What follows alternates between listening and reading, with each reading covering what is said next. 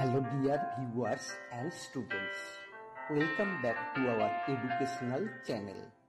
Today we are going to learn something very important for your English exam, editorial letter writing. An editorial letter is a formal letter written to the editor of a newspaper to express our views, opinions or complaints on social, environmental or public issues. It helps us to raise awareness and bring positive change in society. In this video, we'll learn how to write an editorial letter in just 20 minutes, step by step, with 3 real examples on pollution, price rise and school library issue. So take your notebook and pen and let's begin our journey toward perfect letter writing. Editorial letter লেখার জন্য আমাদের সবচেয়ে বড় যেটা মনে রাখতে হবে সেটা হচ্ছে format of an editorial letter. এই ফরম্যাটটা বিষয়ে আমরা এখন আলোকপাত করব। এখানে আমাদের 8টা বিষয় মনে রাখতে হবে।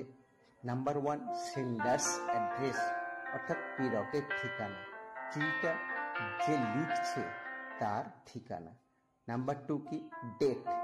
নাম্বার 3 রিসিভার্স অ্যাড্রেস, এখানে হচ্ছে রিসিভারটাকে এডিটর অর্থাৎ সংবাদপত্রের সম্পাদক। নাম্বার 4 সাবজেক্ট অর্থাৎ কি বিষয়ে লিখতে যাচ্ছি সেই বিষয়টা উল্লেখ করতে হবে। নাম্বার 5 স্যালুটেশন অর্থাৎ সম্বোধন করব, যেমন স্যার বা ম্যাডাম বলে। আর তারপরে হচ্ছে মেন বিষয়টা বডি অর্থাৎ সাবজেক্ট ম্যাটারটা, কি বিষয়ে লিখতে যাচ্ছে তার মধ্যে কি থাকবে, ইন্ট্রোডাকশন থাকবে, প্রবলেম কি বিষয় নিয়ে আমরা লিখছি, সমস্যাটা কোথায়, আর সাজেশন অর্থাৎ আমি কি কেমনভাবে সমস্যাটার সমাধান চাইছি, এরকম একটা সাজেশন। এই বডি অফ দ্য লেটারটা কিন্তু এখানে মূল বক্তব্যটাই লিখতে হবে। এখানে পার্সোনাল লেটারের মতো প্রাণ খুলে লেখা যাবে না, জাস্ট সমস্যাটা আমাদের বলতে হবে। সেই সমস্যাটা লোকাল হতে পারে অথবা প্রবলেম ইন জেনারেল হতে পারে, অর্থাৎ যেমন স্থানীয় প্রবলেম, এরকম রাস্তাঘাট খারাপ, আলো নেই, কি আনসোশ্যাল অ্যান্টি সোশ্যাল অ্যাক্টিভিটিস চলছে এখানে, এরকম হতে পারে।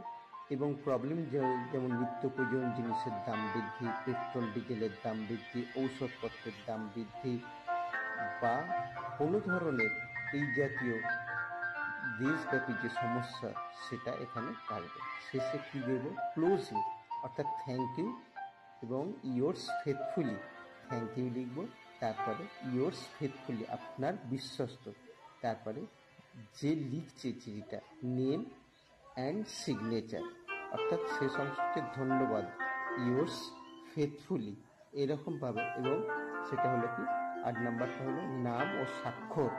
এইভাবে আমরা কিন্তু লিখব। এইটা খেয়াল রাখলেই আমরা এডিটোরিয়াল লেটারের ফরম্যাটটা ঠিক করতে হবে। ফরম্যাট একটা অত্যন্ত গুরুত্বপূর্ণ বিষয়।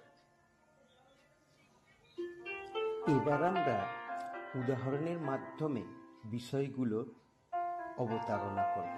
অর্থাৎ এই যে এডিটোরিয়াল লেটার, এটা শুধু মুখে বললে হবে না, বাস্তব উদাহরণ দিতে হবে কেমনভাবে চিঠি লেখা হয়। আমি সেখানে এই বিষয় নিয়ে আলোকপাত করছি। যেমন প্রথমে আমি একটা টপিক দিচ্ছি, সেটা হচ্ছে poor condition of roads in your locality, অর্থাৎ তোমার এলাকায় রাস্তাঘাটের বেহাল অবস্থা নিয়ে।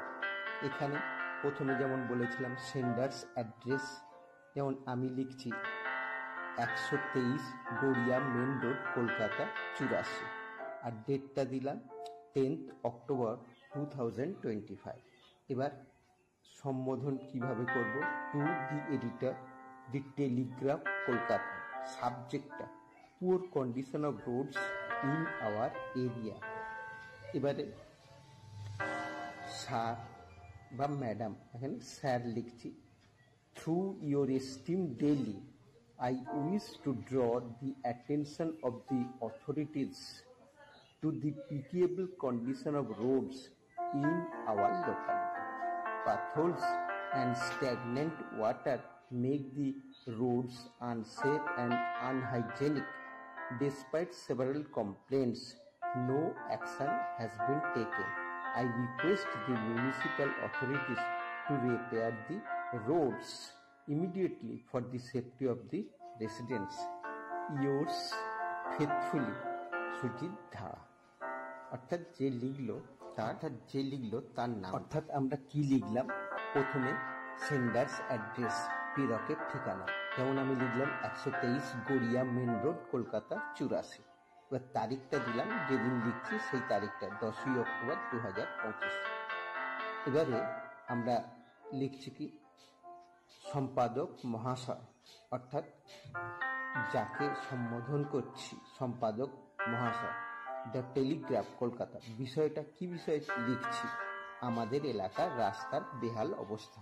কিভাবে লিখলাম, যেমন মহাশয়, আপনার সম্মানিত দৈনিকের মাধ্যমে আমি কর্তৃপক্ষের দৃষ্টি আকর্ষণ করতে চাই যে আমাদের এলাকার রাস্তাগুলির অবস্থা অত্যন্ত খারাপ।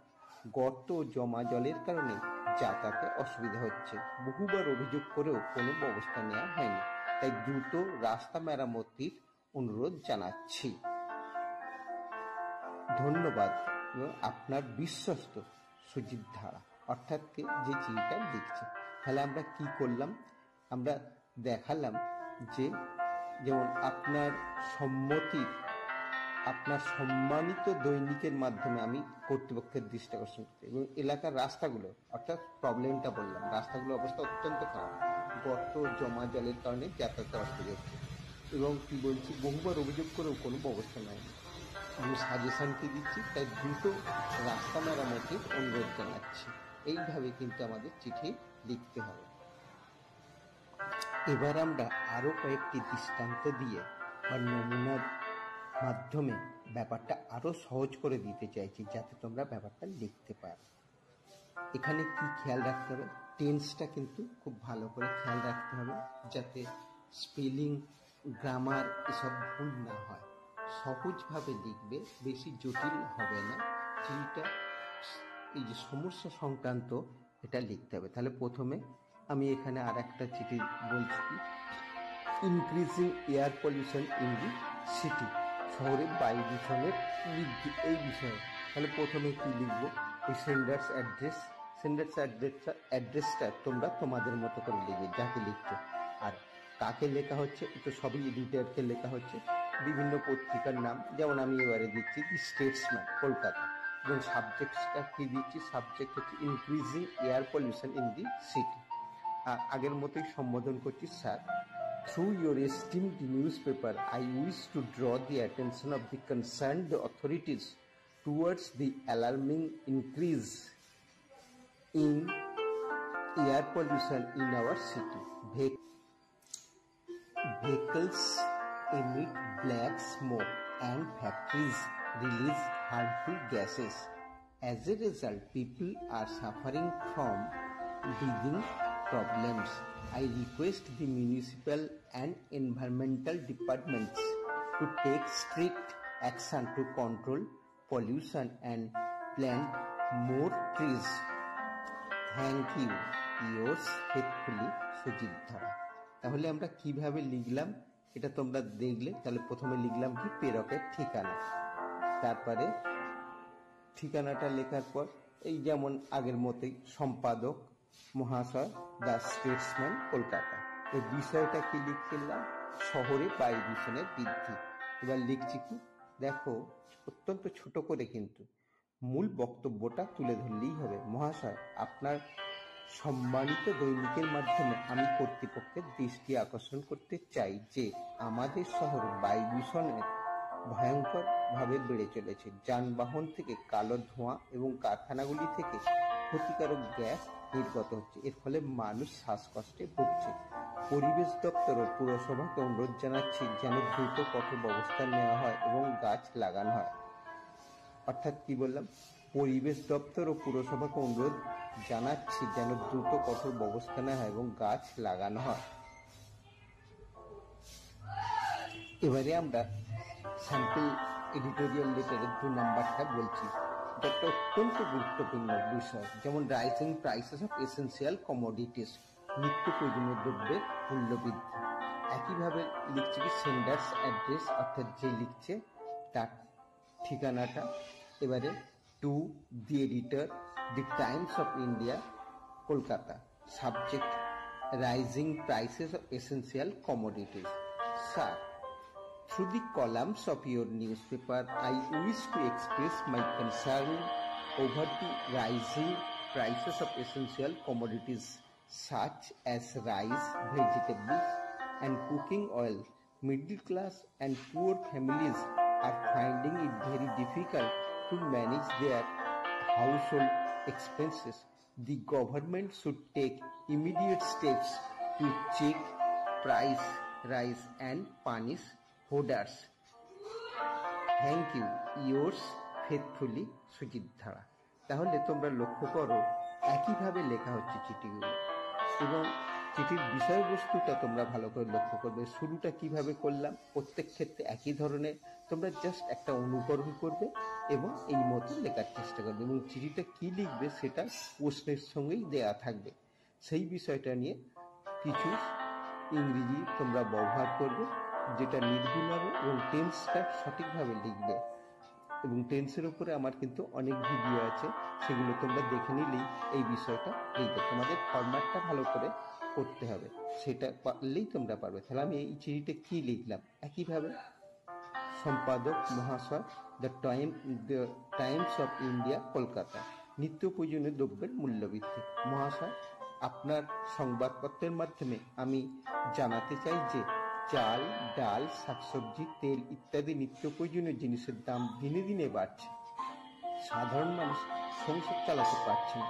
সরকারের উচিত দ্রব্যমূল্য নিয়ন্ত্রণে আনা এবং মজুতদারদের বিরুদ্ধে কঠোর ব্যবস্থা নেওয়া। ধন্যবাদ আনছে আপনার বিশ্বস্ত সুজিত ধারা। আমরা 3 নম্বর স্যাম্পলটা বলবো।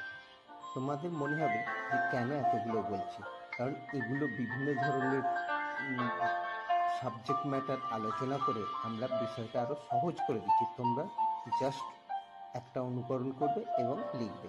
তাহলে 3 নম্বরটা বলছি, কি বিষয়ে লিখছি, need for a library in school, স্কুলে একটি গ্রন্থাগারের প্রয়োজন, এই বিষয়ে।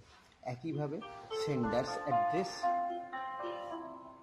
অর্থাৎ কে লিখছে, এখানে আমি যেমন লিখছি student, class 10, ABC high school, Kolkata 32, ডেটটা দিচ্ছি 10th October 2025, to the editor, the Telegraph, Kolkata, subject need for a library in our school.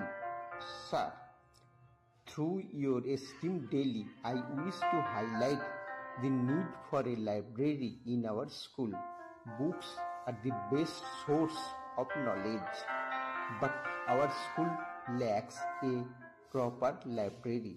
Students have no place to read extra materials or reference books. I appeal to the Education Department to provide funds and support for setting up a library in our school. Yours faithfully, Sujit ধারা। তাহলে দেখো একইভাবে লিখলাম প্রেরকের ঠিকানাটা, ছাত্র 10ম শ্রেণী, ABC high school, Kolkata 32, তারিখ দিলাম 10ই অক্টোবর 2025। এবারে প্রাপক, অর্থাৎ যাকে চিঠিটা লিখছি, সম্পাদক মহাশয়, দ্য টেলিগ্রাফ, কলকাতা। বিষয়টা কি বলেছি, আমাদের স্কুলে একটি গ্রন্থাগারের প্রয়োজন। তাহলে কি লিখছি, সম্বোধন কি করছি, মহাশয়, আপনার দৈনিক পত্রিকার মাধ্যমে আমি জানাতে চাই যে আমাদের স্কুলে কোনো গ্রন্থাগার নেই। বই জ্ঞানের উৎস, কিন্তু ছাত্রছাত্রীদের পড়ার জন্য যথেষ্ট বই বা জায়গা নেই। তাই শিক্ষা দপ্তরকে অনুরোধ করছি যেন একটি গ্রন্থাগার স্থাপনের ব্যবস্থা করা হয়। তাহলে আপনার বিশ্বস্ত সুজিত ধারা। তাহলে তোমরা লক্ষ্য করছো কত সহজভাবে, কত ছোট সুন্দর করে সাবলীল ভাষায় এখানে চিঠিগুলো লেখা হয়েছে। তোমরা কিন্তু এইভাবেই ফলো করবে এবং চিঠি লিখবে।